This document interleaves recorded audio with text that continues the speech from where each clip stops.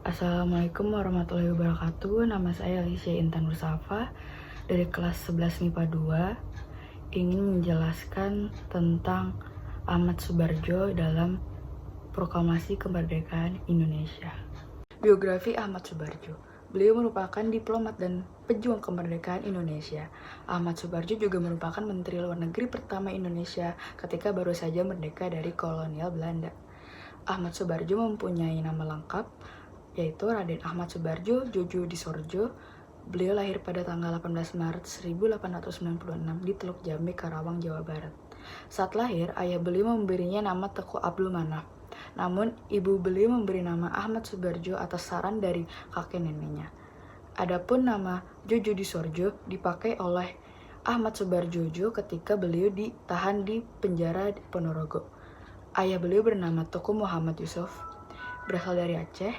Ketika Ahmad Subarjo lahir, ayah beliau bekerja sebagai Mantri Polisi Pamong Praja atau Sekretaris Kecamatan.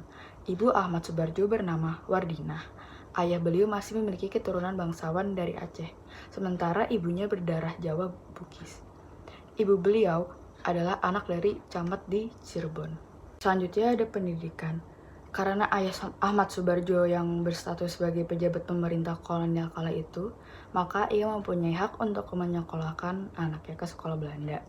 Di saat itu, Karawang masih belum ada sekolah Belanda.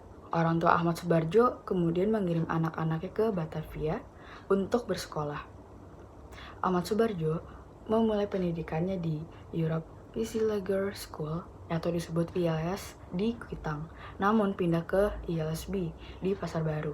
Setelah lulus di ILS, Ahmad Subarjo kemudian masuk ke sekolah Prince Hendrik School, namun ia pindah ke sekolah HBS atau yang disebut Hoger Burger School, Koning William III di Salemba, Jakarta. Ia menamatkan pendidikannya di sana pada tahun 1917.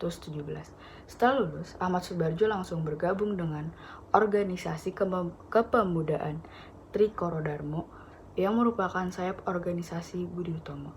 Ahmad Subarjo sangat mengagumi sosok HOS Cokro Minoto, pemimpin Partai Sarekat Islam yang disebutnya orator ulung dan mampu menggerakkan massa. Ketika Perang Dunia ke-1 usai, Ahmad Subarjo kemudian berangkat ke Belanda untuk melanjutkan kuliahnya di jurusan hukum di Universitas Leiden, Belanda. Ia tiba di Belanda pada tahun 1919 di Belanda. Ahmad Subarjo banyak bertemu dengan tokoh-tokoh penting seperti Muhammad Hatta, Tan Malaka. Ia juga bertemu dengan Sneevliet, tokoh Partai Buruh Belanda yang mendirikan ISDV atau yang disebut Indische Social Democratic Party, cikal bakal dari Partai Komunis Indonesia. Selanjutnya ada masa penjajahan Jepang yang pertama pada tanggal 16 Agustus 1945, para pemuda pejuang termasuk Kol Saleh, Sukami, dan Mikani, Sudanko, Singgi, dan pemuda lainnya membawa Soekarno dan Muhammad Hatta ke Rengas Dengklok. Tujuannya agar Soekarno dan Muhammad Hatta tidak terpengaruh oleh Jepang. Peristiwa ini dinamakan peristiwa Rengas Dengklok. Yang kedua, di sini mereka kembali meyakinkan Soekarno bahwa Jepang telah menyerah dan para pejuang telah siap untuk melawan Jepang, apapun resikonya. Yang ketiga, di Jakarta golongan muda Wikana dan golongan tua yaitu Ahmad Subarjo melakukan perundingan. Ahmad Subarjo menyetujui untuk memproklamasikan kemerdekaan Indonesia di Jakarta. Maka diutuslah Yusuf Kunto untuk mengantar Ahmad Subarjo ke Rengas Dengklok. Ahmad Subarjo berhasil meyakinkan para pemuda untuk tidak terburu-buru untuk memproklamasikan kemerdekaan. Bahkan Ahmad Subarjo memberikan jaminan dengan taruh nyawa bahwa proklamasi kemerdekaan akan diumumkan pada tanggal 17 Agustus 1945 selambat-lambatnya pukul 11.30. Dengan adanya jaminan itu, Kalian Kompi Peta, Rengas Dengklok, Sudanko, Beno bersedia melepaskan Soekarno-Hatta kembali ke Jakarta.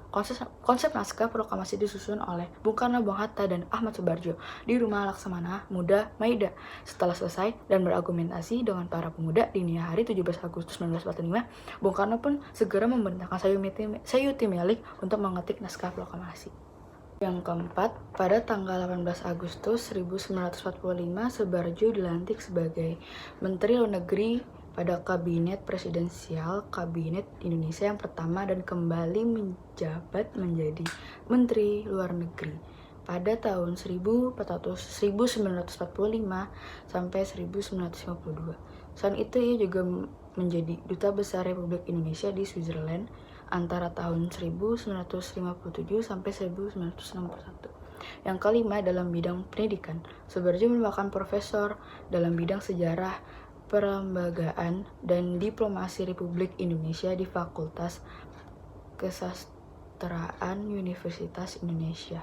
Yang keenam, Ahmad Soebardjo Djodjo meninggal dunia dalam usia 82 tahun pada tanggal 15 Desember 1978 di Rumah Sakit Pertamina, Kebayoran Baru, akibat flu yang menimbulkan komplikasi. Ia dimakamkan di rumah peristirahatannya di Cipayung, Bogor.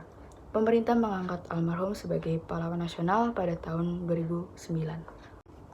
Selanjutnya ada peran Ahmad Soebardjo dalam kemerdekaan Republik Indonesia. Yang pertama, berjuang melawan penjajah dengan sikap anti penjajahannya. Yang kedua, berani bertanggung jawab dan mempertaruhkan nyawanya demi kelangsungan kemerdekaan Republik Indonesia dalam peristiwa Rengas Dengklok. Yang ketiga, membantu Insinyur Soekarno dan Muhammad Hatta merumuskan dasar negara. Yang keempat, membantu urusan pemerintahan dalam kemerdekaan Republik Indonesia. Yang kelima, membantu menyelesaikan konflik antara golongan tua dan golongan muda dalam kelangsungan kemerdekaan. Yang keenam, mengisi pemerintahan sebagai menteri pada Kabinet Insinyur Soekarno. Sekian dari saya, kurang lebihnya mohon maaf. Assalamualaikum warahmatullahi wabarakatuh.